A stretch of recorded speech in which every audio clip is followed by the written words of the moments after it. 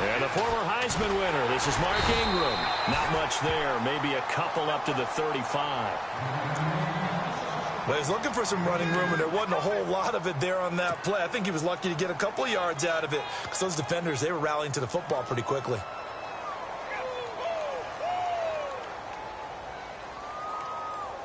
And after the play on the ground, that brings up second down here.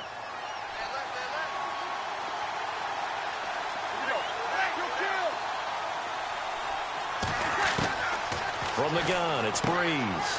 That's out to Hill, right side complete. And to the 42-yard line here and brought down there. The reception good for 7. It's third down.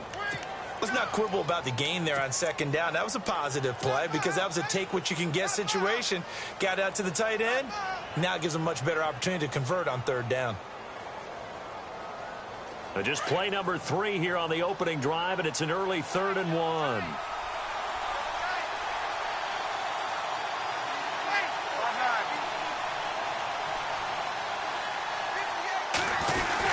They'll try to run for the first with Ingram. And he brings this up to the 46. Good enough for the first. Just 4 yards on the pickup, but that's good enough to extend the drive. Faced with their first third down conversion opportunity and able to punch it through and pick it up on the ground. And to me, doing it on the ground sends a different type of a message than throwing the football. And, you know, let's face it, we've done a lot of games together. How often have we seen third down turn into an automatic passing down no matter what the yardage? Yeah, and last thing you want, that opening drive to go 3 and out. You got everything scripted, lined up. Let's get some points on the board, and they're able to avoid that 3 and out. 2 yards on the pickup there. It'll be 2nd and 8.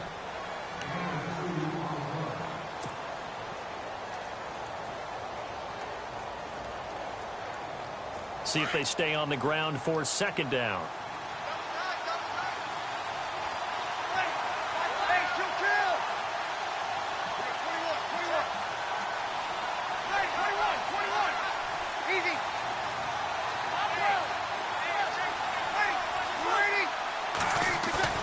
The play fake to Ingram. Now it's Breeze. He dumps it down to Ingram.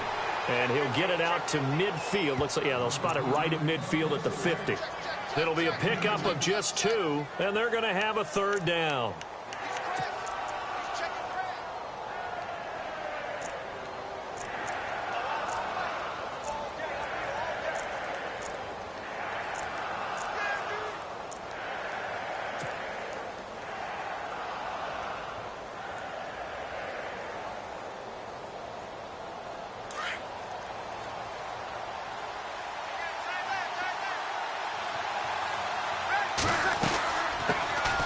First carry now. This is Alvin Kamara. And he will have first down yardage as he's brought down at the 41. They get 9 out of that one, and as a result, the drive continues. That O-line, they cleared a big hole there on that run. The athleticism of offensive lines continues to evolve, and we're seeing it here. Not only are they controlling things right at the line of scrimmage, but they're able to get upfield to get to what we call the second and the third levels. You know, get to the linebacker spot, the secondary spot, getting all the way downfield with their blocking, which helps keep the running back clean. They'll try to continue that trend here this afternoon. Under pressure, and he will go down. Sacked back at the 46. Levante David coming with pressure. He drops him on the blitz for a loss of 12.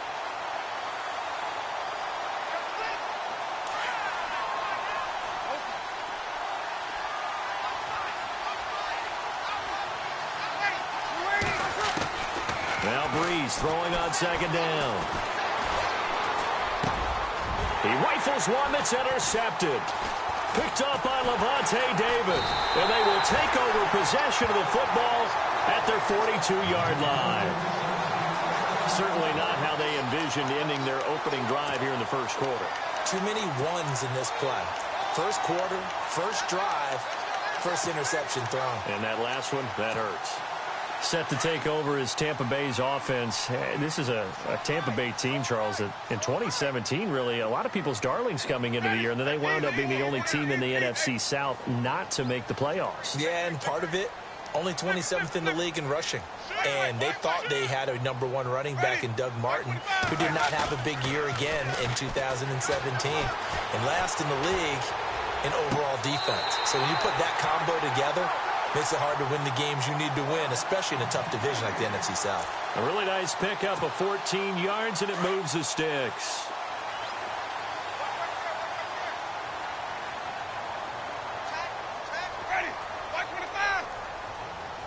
Humphreys goes in motion.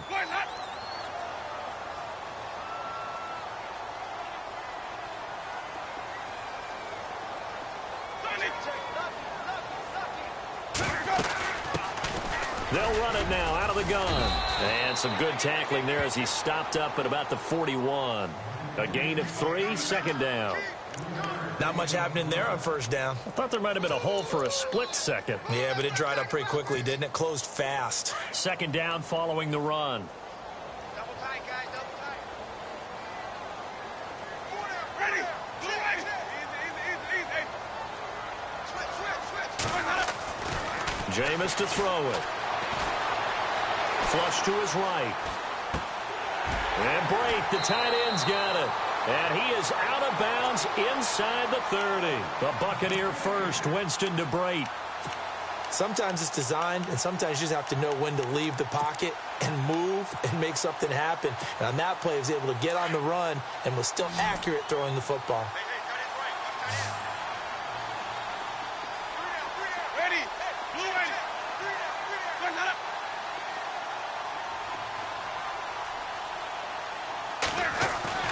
They go play action here on first down. And seeing no options, he just tosses this one away incomplete. Now that'll bring up second down. What's the old adage? Be quick, but don't hurry. Well, that went right out the window there. He was hurried, harassed. That ball had to be gotten rid of. Otherwise, he was going to get sacked. Ready.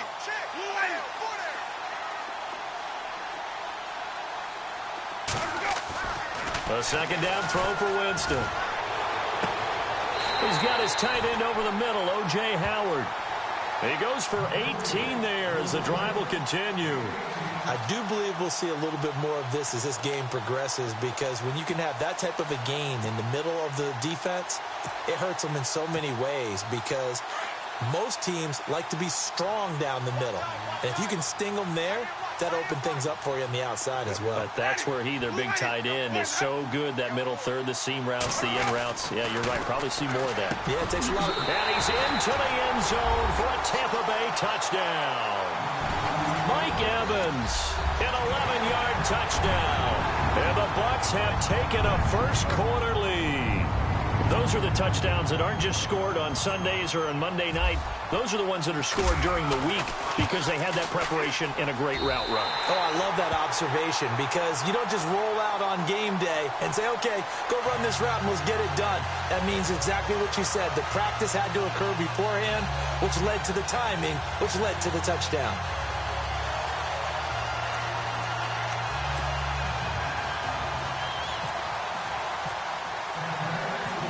Out there now to kick this one off. This is taken at his 4. New Orleans offense working its way back out there. As we look at them ahead to 2018, as that wound to the end of 2017 continues to heal, Charles, they're going to have Kamara, Ingram, Thomas. If they have Breeze back at quarterback, this should be an excellent squad again. It certainly should, and frankly, if the offensive line comes back healthy and intact, that's another big win for them, especially with their 2 tackles, Teron Armstead at left tackle, Ryan Ramczyk, who was a rookie last season at right tackle. They are loaded going forward. If they could get a real playmaker at tight end, that might be the last piece. And if that happens, I'd hate to be a defensive coordinator trying to game plan for them.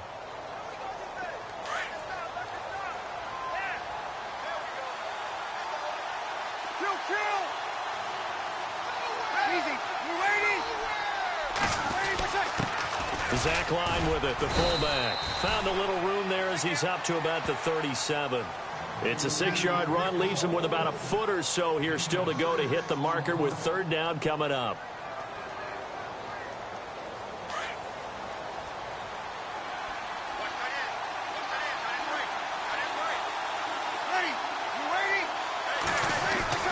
Now Breeze. He's going to flip that out to the flat. It's complete. And he's got the first before he's brought down at the 39-yard line. They only get 2 there, but on 3rd and 1, that's all they needed to keep the drive going.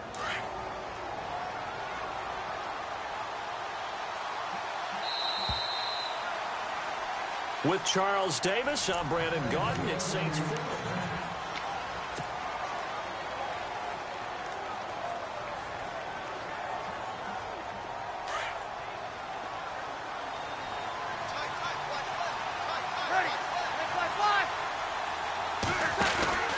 This is Ingram on 1st and 10. And he's across the 40, 3 extra yards to the 43. And give him 4 yards there. It'll be 2nd and 6. Well, if you're a football guy, that's a pretty run because everyone is in sync right there. Obviously, the guy carrying the ball, but how about the people up front? Leverage, athleticism, they created some nice space for him.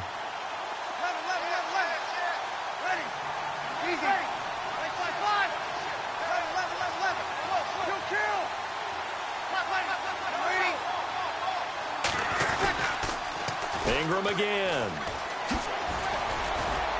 And he'll get it out to midfield. Looks like, yeah, they'll spot it right at midfield at the 50. Call it a gain is 7, and it gets him a new set of downs.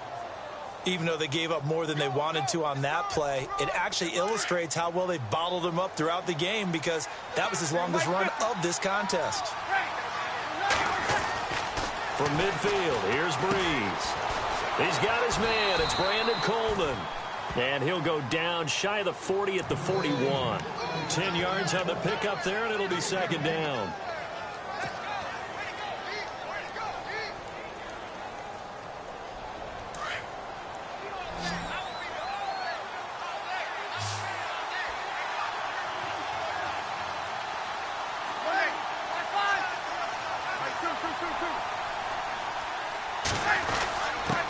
On the give, this is their fullback. And he'll get it inside the 40 to the 39. 2 yards on the pickup there, but it's enough to give him a new set of downs. I don't know about you, partner, but on 2nd and inches, a lot of the times I'm leery about the offensive guys thinking about taking a shot downtown. Instead, they just hand it to the big man and let him rumble forward for a 1st down.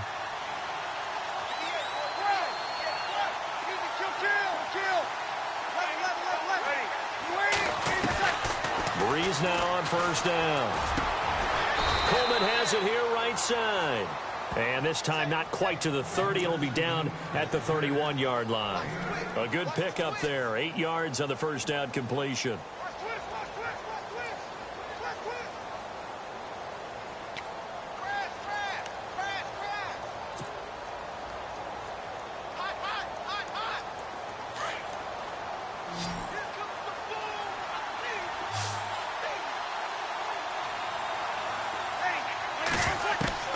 Breeze to throw on 2nd down.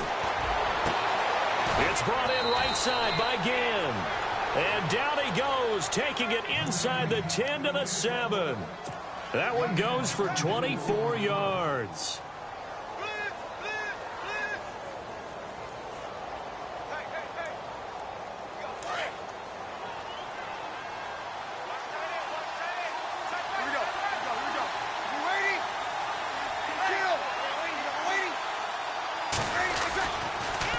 They'll run here with Ingram. And they'll get him down here at about the 5-yard line. It's a gain of a yard, and it'll set up 2nd and goal. Be interesting to see now what they do offensively down near the goal line after not much there that time. As the offensive play caller, that may change your sequence now. Instead of coming right back with a running play, you may have to go to the air.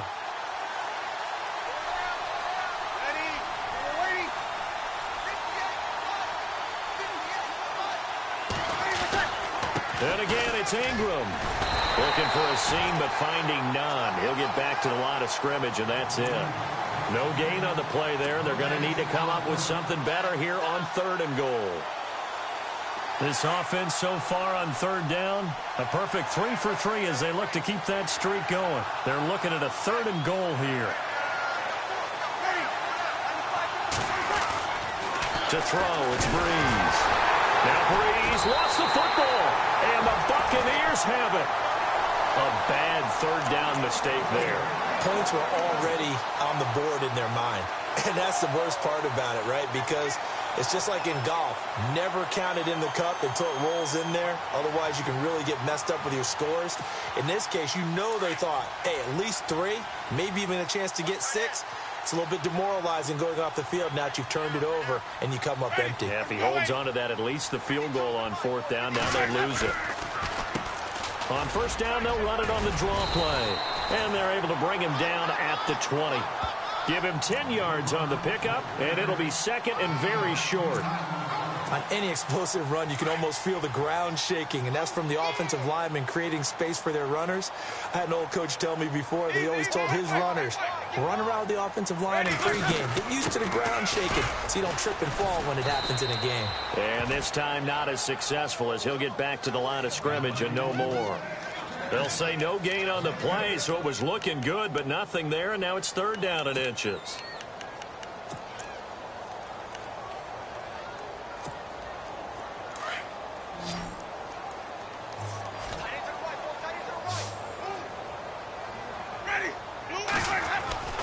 Third and short yardage, Winston. And he couldn't hang on to it through the contact. Incomplete.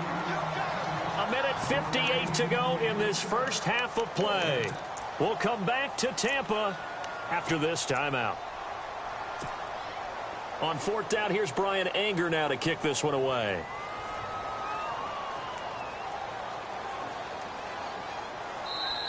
Now on 4th and inches, they're going to want to talk this over. We get a timeout. It's just their first, so they'll have 2 remaining here before we get to halftime. On 4th down, the Bucs will call on Anger. Brian Anger to punt it away.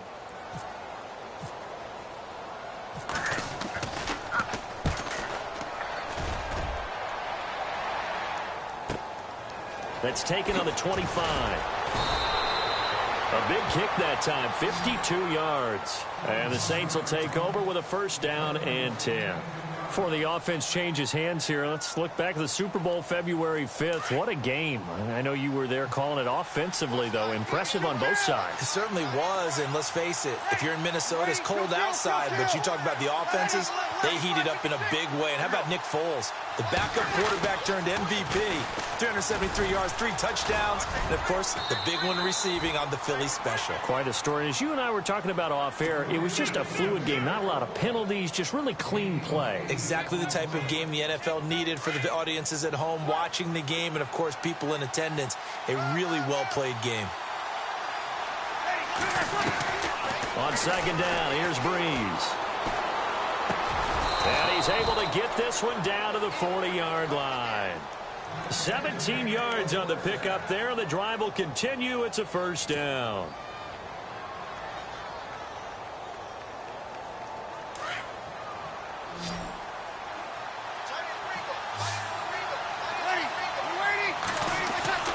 On 1st and 10, here's Breeze. He's got it to Ingram, complete.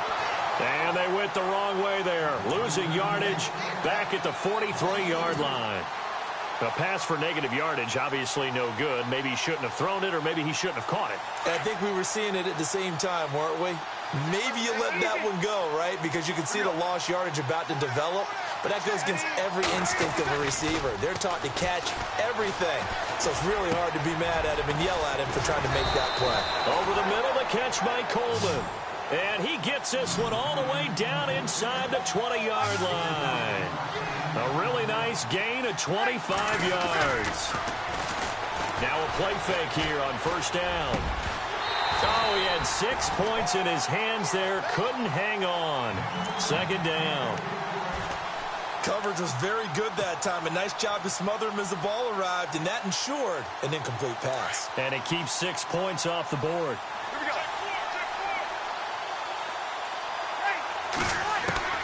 Breeze again here on 2nd and 10. And incomplete there. A nice hit. Jars the ball free and brings up 3rd down.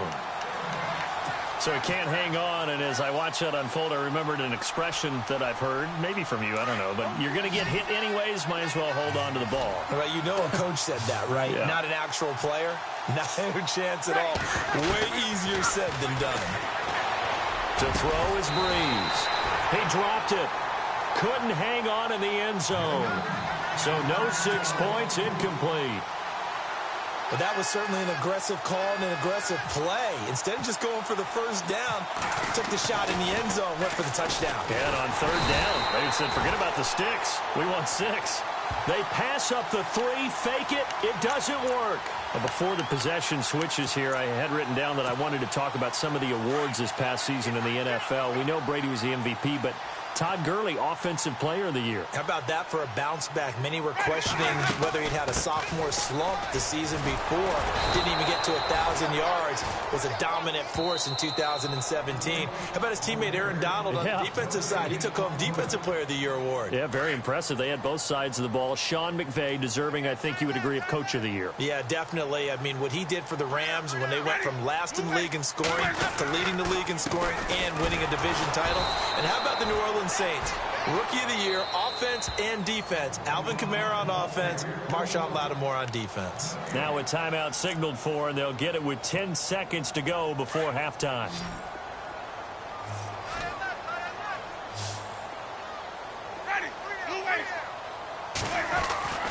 On third down, Winston. Throwing the out route, incomplete. That's Jackson. And he's able to take this one up to the 35-yard line. Sorry, Larry, your hard work appreciated by so many men and women, but not today as we get back to the action in the second half.